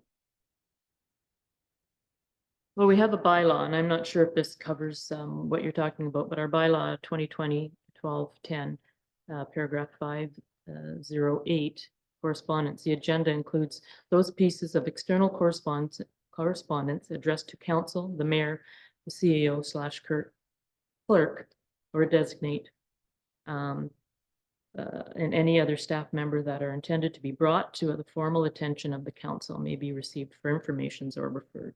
So I'm talking, like, if a community member sends a letter, I don't know what the letter was about, I didn't ask. And it's addressed to mayor and council. So the I key to feel- that, I think, would be the word may. I mean, and I've taken direction from council all the way through on what is. But I mean, I guess if there's a request for a correspondence to be shared and a statement that there's a correspondence, but then you follow it up with, you don't know what the correspondence is. I got a bit of a challenge with that, because I mean, tell me what the correspondence you want me to share is and I'll deal with it. Like, what is the correspondence you're referring to at this moment?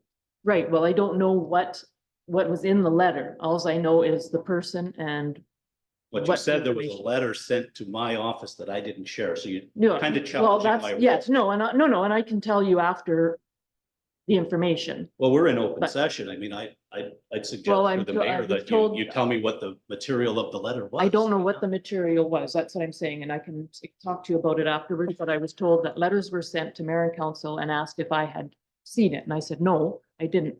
I'll ask. Well, I'd and that's what suggest I'm then you doing. share that with council and I'll deal with council on that.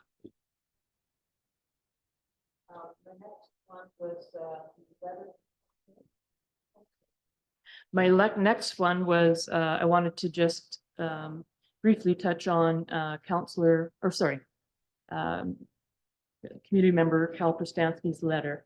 And my concern or my questions or information that I'm looking for was he also questioned the speed bumps. And what I would like to know, and I don't, excuse me, I don't recall that we ever actually got a letter of concern regarding the issue of speeding on White Boulevard. We've not done any kind of formal survey, traffic survey, as he had mentioned in his. We don't have any information from the OPP as to how many speeding tickets they've given out or on White Boulevard or Baker Road. So I feel that maybe we made a decision without having all the information. And I know myself, I was at Councillor Smith's house one day when a particular little red car zoomed by, and I did agree, yes, that seemed dangerous. But a couple observations doesn't warrant maybe jumping the gun here without having all the information. I know we have to have community safety. There is a safety sign on the corner of Timmins Street, and I didn't know if maybe perhaps that could be relocated down further as a start. But that's just my on the speed bump. I think we should be getting more information from the OPP regarding tickets and that kind of stuff, if that is. Councillor Muir. So Councillor Brand, I can definitely provide you with firsthand as well as Councillor Smith. I'll also provide you with an accident report from the corner there. Councillor Smith. So if everybody reads the quarterly report from the chief that he gives, you look at the tickets issued, you will see there as well how many times those tickets, whether it's for drunk driving or whatever, is on White Boulevard. That's where they get pulled over for a lot of them. So the statistics you're looking for is just read the quarterly reports over the last 2 years. I did not send a letter because I said it in council, so I don't need to. Because I'm here, I ran for council for a reason, to help affect change. And as a person that lives on there, I'm not hysterical, I don't think, is what was written in that letter. But I did make my observations known to that, and we did have the chief here, and we did speak about that, and he did not disagree with anything we said. So I think those all should check. I don't know, because a statistics report is what you may be asking for, can easily be done just by reading those last few reports, which clearly state. So, and I think honestly, and this is just me personally, if you're gonna write a letter and you're gonna put stuff in there, if one fact is wrong, how do I know other facts are not wrong? Right? So that's just, my 2 cents. And just could, Councillor Brand. I just also wonder about the fact that other things that happen in our community, if you want to say something about somebody's property, we have to put a complaint in, and it has to be a written complaint, and we've never actually done that. We've made a decision based on something that you as a councillor brought forward to us versus a community member. So does that show any kind of, unfairness or that you're looking out for yourself, that kind of thing? But thank you. That's fine. Yeah, no, I'm not disagreeing with the fact that I did say it, but it's not that I'm looking out for myself. I'm looking out for all the kids that are out there, not just mine. And that's what it is. And everybody is afforded the right to run for council, and everybody in my state, I'm looking for change, and that's what I'm trying to do. So me stating it in the open where we all sat, we all discussed it. There was multiple times we all have discussed it. And I don't know if, and I could be wrong because I forget a lot of things, but I believe we all voted to have those. So that's, Mark, go ahead. Is that, I guess I would ask, is that the end to number 2? Or is there, okay. So I'd like to respond then if you're finished. I mean, I'm going to respond after you. yeah, I mean, I really don't understand what's being asked of me in this case. I mean, I really don't. Are you looking for me to answer or respond to a letter to the editor? Because if council is, or you are, I mean, then I certainly don't feel that we should be responding to one person's opinion. You know, if you're looking for me to kind of operate the, you know, I mean, the township operations in a manner based on Mr. Prostansky's thoughts and opinions, and please let me know, because you did hire me. I also say that Mr. Prostansky is quite aware of the location of my office and quite aware of the duties that go with the role. To date, in my 3 years, I've not had Mr. Prostansky in my office, nor have I had a conversation with him other than what I read in the paper. So again, if that's where you want to direct me to get my direction from, then please advise me. Possibly he's still under the opinion that I'm just a guy who helped run his parents' campground in Scriber. You know, maybe that's where he's coming from there. But again, give me direction on how you want me to deal with that, because I mean, I feel that at every angle, there's a challenge to me in my role. Councillor Brand. No, I'm not asking anything of you, Mr. Figliomi. What I was at more trying to get to the point is, did we do our due diligence in providing all the requirements that we needed to do to have this, make this decision? Did we have all the information? And now Councillor Smith has brought up the traffic report. Councillor Muir has said something about an accident report, what I'm not aware of, but that's fine. I'm good with this. I think there are other streets in our community, and I know I'm on one of them, Stavler Avenue. We have 4 little kids who live 2 houses down from me, and constantly coming from the escape road are crazy motocross bikes, vehicles come, they don't pay attention to the corner. I think every street in Red Rock probably has the same concern as you. Are we going to start putting speed bumps on all of them? Or maybe should we be looking at perhaps reducing the speed and putting more signs, children ahead?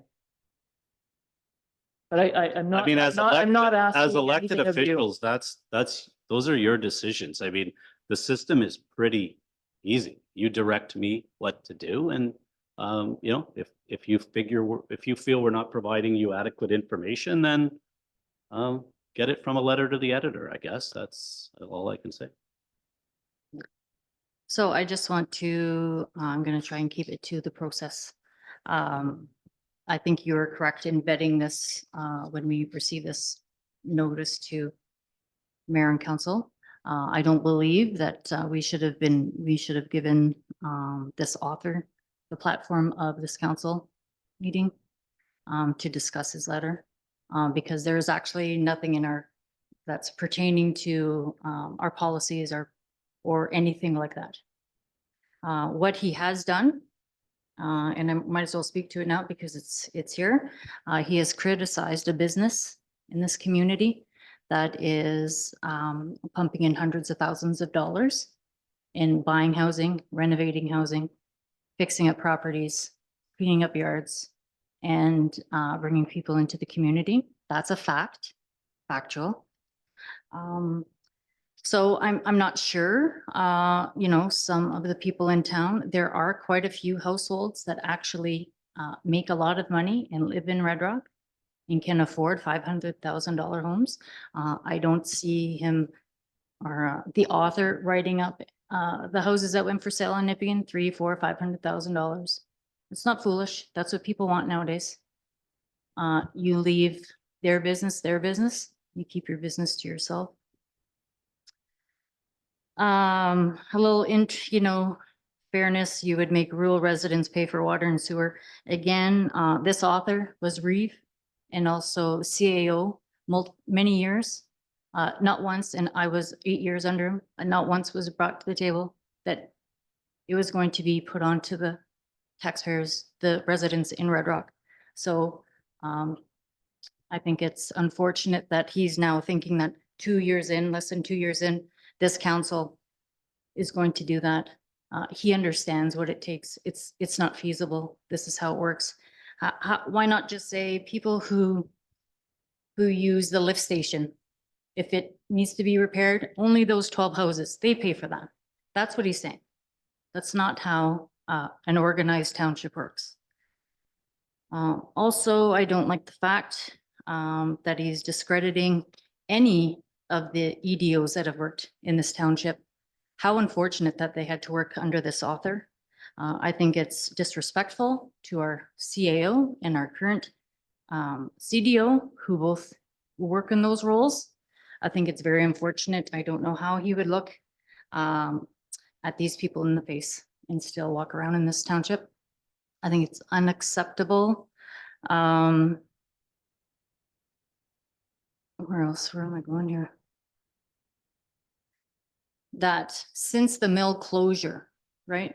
Again, with this EDO business, that they were trying to attract for many, many years to bring business here. And honestly, I don't think that this person actually really tried then, if that's how he felt. I do know that my dad worked in that role for quite a while, and I think it's, again, maybe that's a little bit personal, but I know all the effort that was put into that. So again, the speed limit, why when this person was not Reeve or CAO, lower the speed limit as I think it should be. Give me a break. You're just blowing your own horn here. And also one complaint by a crazy constituent. Is that how he feels about all the residents of Red Rock? We're just crazy? Like that's, again, this letter should never have been brought to open session. I think you're right in vetting it. If anything, I think process moving forward, it goes, things like this go to in camera. We can decide if it needs to be shared with the regular public, because I'm quite sure people in this township do not believe anything that this person is saying.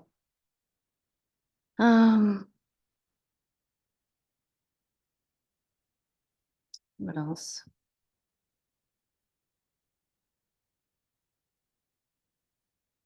Sorry, I'm just trying to make sure I get all of my information in here.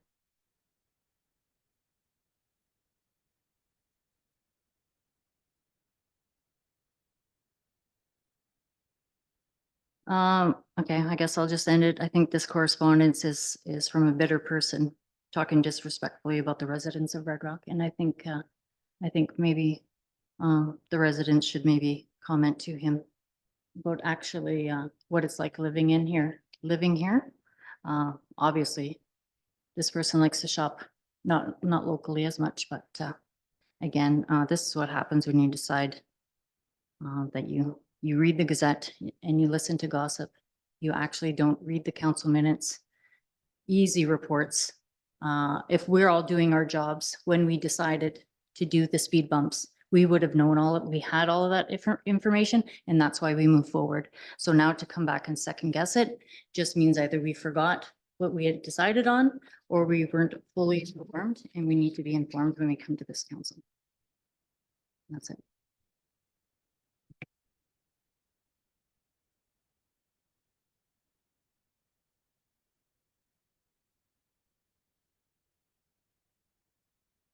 I guess we'll move on to number 3. So number 3, with the correspondence from S. Sherman. I just had 2 questions basically. how are the emergency vehicle plates monitored?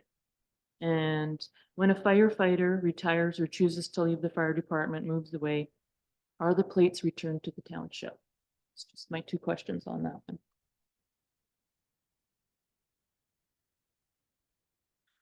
one. I will get you answers to those questions, but I do believe I do want to reply or respond to this because, first of all, originally this email is May 27th. It originally did not come to me.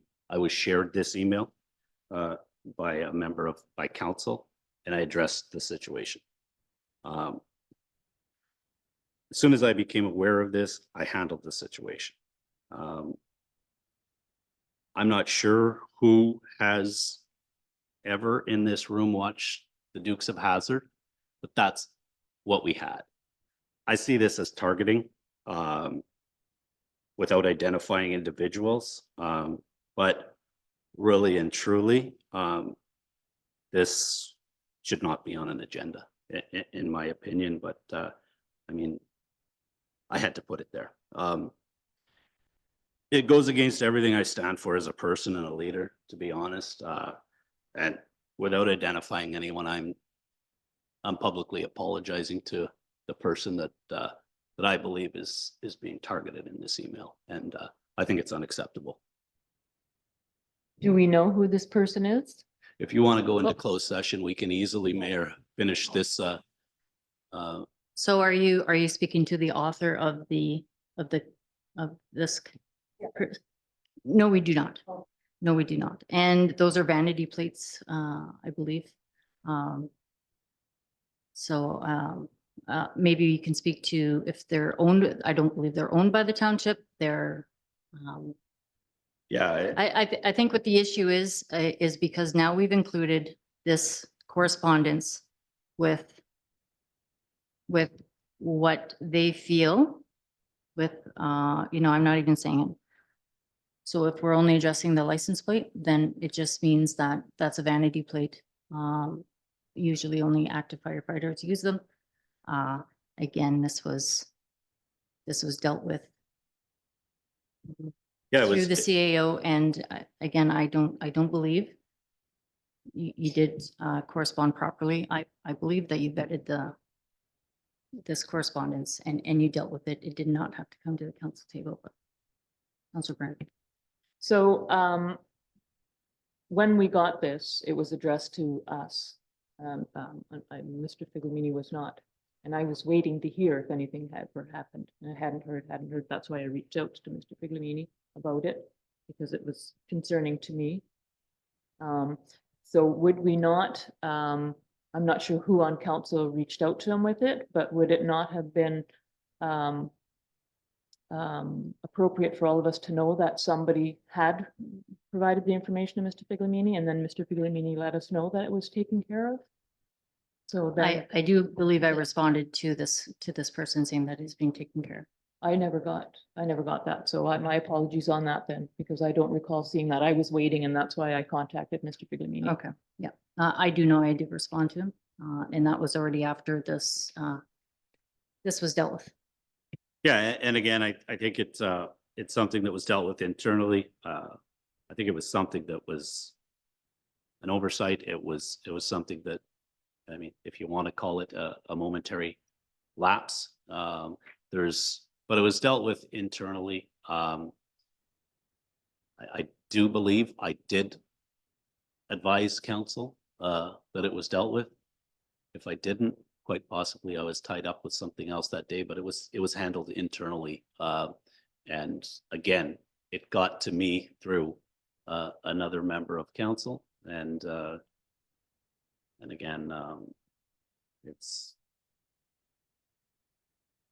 I'll leave it at that. I mean, the fact that it's on an agenda and from May 27th and I've dealt with it is somewhat concerning to me. And the fact that it gets on there under the circumstances it gets on there is also concerning. But again. Well, Mr. Piccolomini, I didn't know you had dealt with it on May 27th, and I kept waiting to have a response, and I obviously didn't get a response. Otherwise, I wouldn't have brought it forward. Well, you might have. And I did you had said if it was identifiable, I assumed if you felt that, it would have gone on the closed session.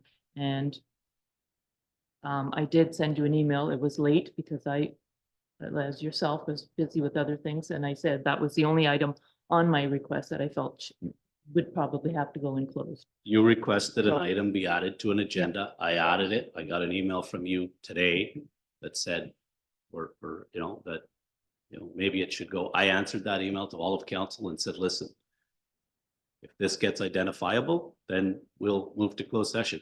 I'm happy to move to closed session and continue the discussion if that's the will of council. I'll explain the whole situation to you, but I'll also tell you that it's been handled. And yeah, that's all I can say. That's all I'll say. Oh, Councillor Smith, Councillor Smith. No, I'll apologize first. I'm the one that responded, but I sometimes don't hit reply all. And so when people respond back, they also just hit reply all when I don't hit reply all. So it only came to me. And I can state that I think from looking at my timestamps, it was about an hour-ish for the response and for it to be resolved at that time on May 27th. Just to say, it was me not hitting reply all. I tried to, but I apologize. So I think moving forward with, this is something that I'm sure should be recommended when we, again, do the bylaw meeting procedure when it comes to correspondence, that when it's, again, not really anything that's should be brought to the council table, as in it's not policy, it's not procedure, it's basically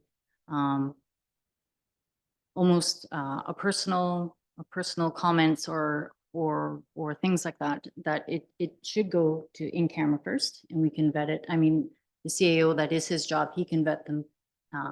If it's a, 2/3 of council want to discuss it, that goes to in camera. And then if anything, it should be brought back to open session. But that's what I think is a good recommendation moving forward.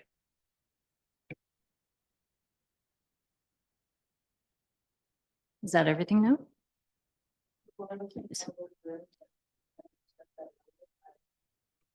My only question was then, and I. Yeah, because I didn't get a chance to respond to that one, so, and I'd like to, What? I'd like to know the question first, and then I'll respond to it. Well, I had, when you were bringing up about the fact that Mr. DiGregorio has the debris, and so my question was to you, then is that debris to prevent people from going in, and will that potentially be gone or cleaned up in time for Folk Fest?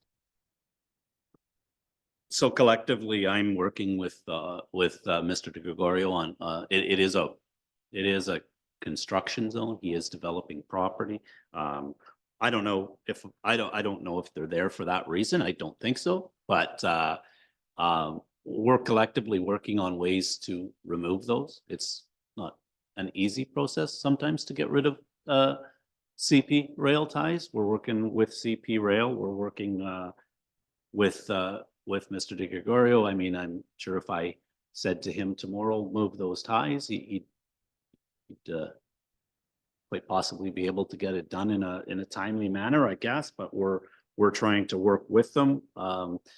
If there's a direction from council to move them prior to August 9th, then and have that property clean, then that's what I'll do. I'll work on it.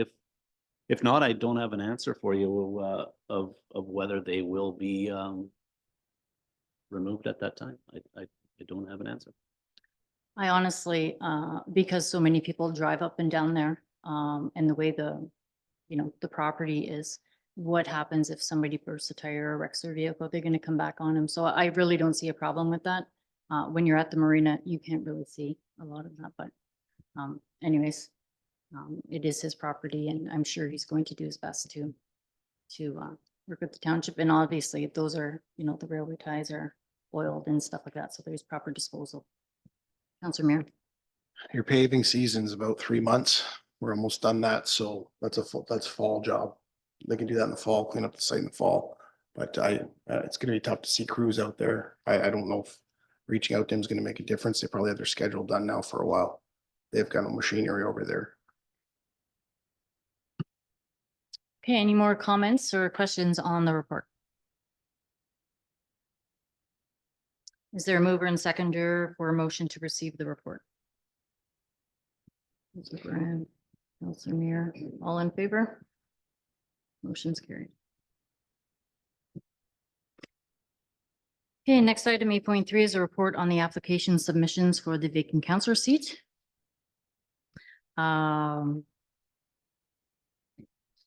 So we've come out of camera.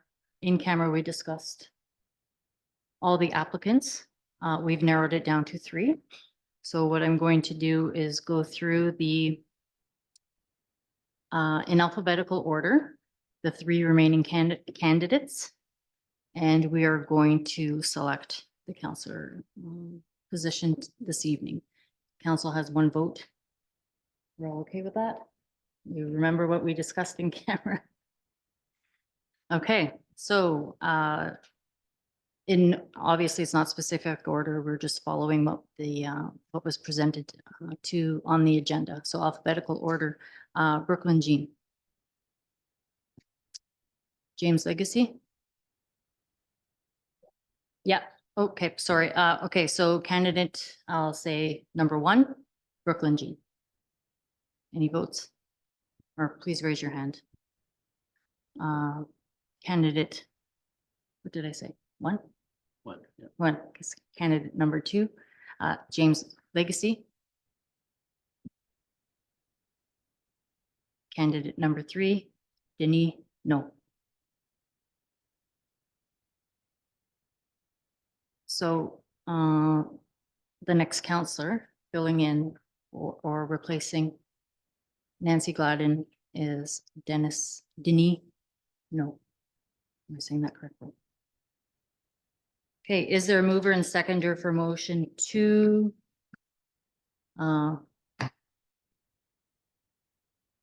approve? I don't know, how do I say this? Yeah, to accept the nomination, I guess. Denis, no. Councillor Smith. Councillor Mir.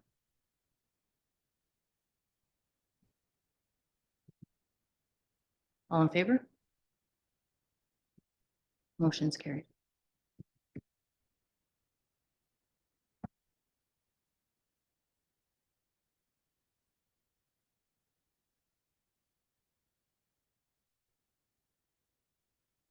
Okay, where am I?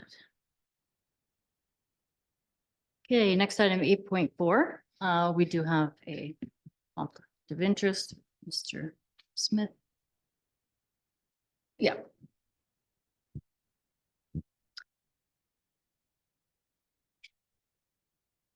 Eight point four is a report on a cafe proposal for the Red Rock Marina Restaurant space. Information has been provided to council. Do any members of council have any questions of Mr. Piglamini? Councilor Mir. Not a question, but definitely a statement, because I know Ms. Van Wert had reached out prior to having Superior Country come in, and the timing was bad. So this is the second shot at it, and what she's put together here, in my opinion, is going to be something that's really going to benefit this community. And I don't eat a lot of sweets. I know I always say it doesn't look like I don't, but I do not. But her cinnamon buns, I'm going to tell you right now, are gonna have people down here every single day. She makes excellent food, so I'm definitely in favor of this.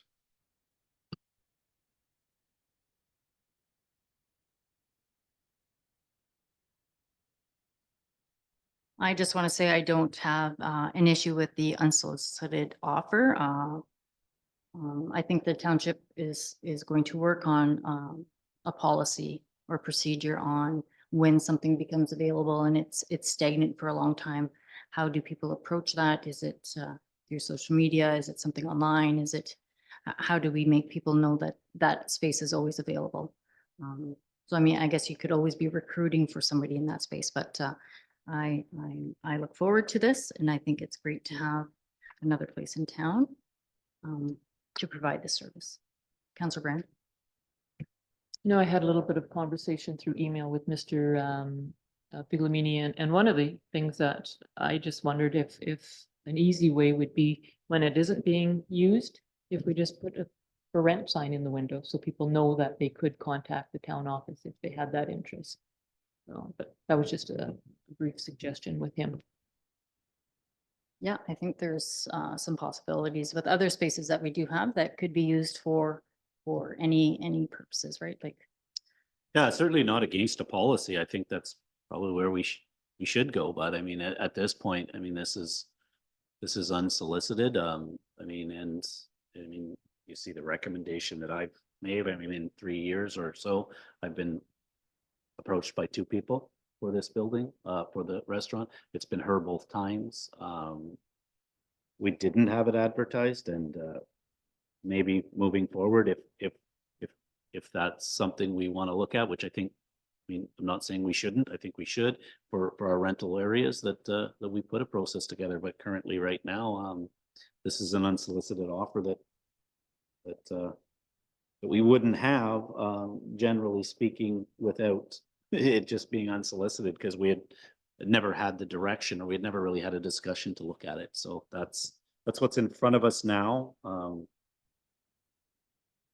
I think it adds value, and yeah, I think it's great. Okay, is there a mover and seconder for motion to approve the leasing of the Marina Cafe space to Courtney Van Horn for the Log Driver Cafe? Counselor Brand, Counselor Muir, all in favor? Motion's carried. Holy moly.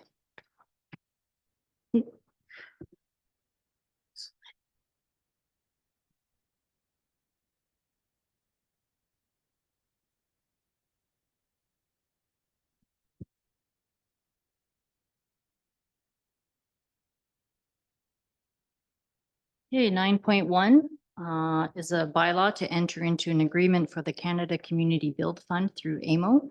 Do members of council have any questions of Mr. Pigamy?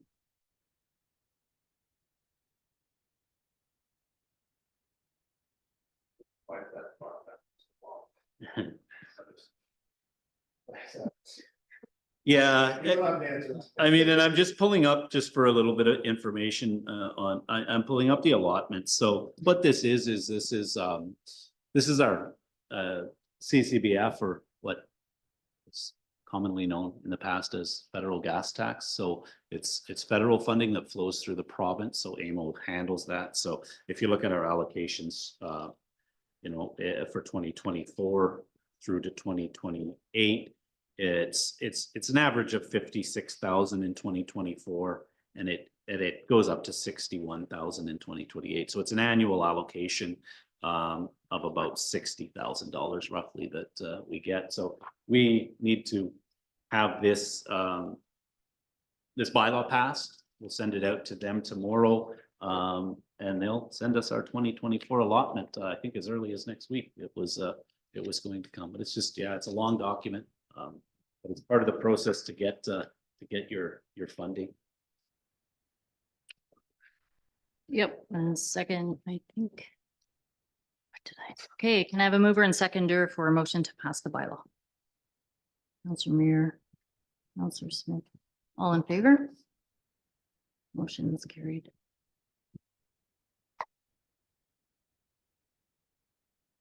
So under unfinished business, we are relating to EMS consolidation, which we had spoke to earlier, OPP detachment, Red Rock Minor Hockey, MNR Township landfill ownership, Beer Fest 2025, waterfront alcohol bylaw. Does the CAO have any updates on any? No, I mean, again, I updated EMS. I mean, I can follow up through that process as discussed earlier. OPP detachment board, I mean, I guess it's, I'll reach back out to Nipigon as what we would call the host and the community on that.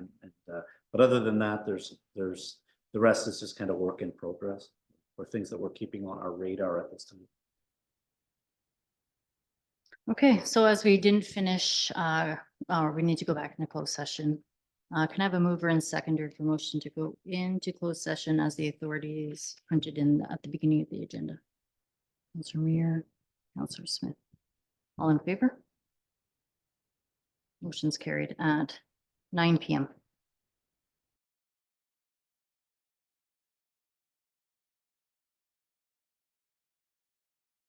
Okay, rising from closed session, council discussed acquisitions and dispositions of land, matters relating to an identifiable individual, employee negotiations, and legal matters.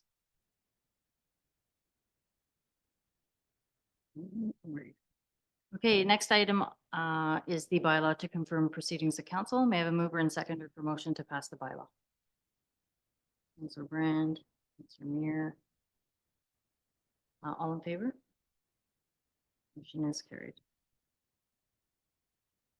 Okay, next council meeting will be held on Monday, August 12th, due to the CAO being away at the AMO conference. So it has changed from our regular schedule. Time being 10 PM. There's no further business to attend to. Meeting is adjourned.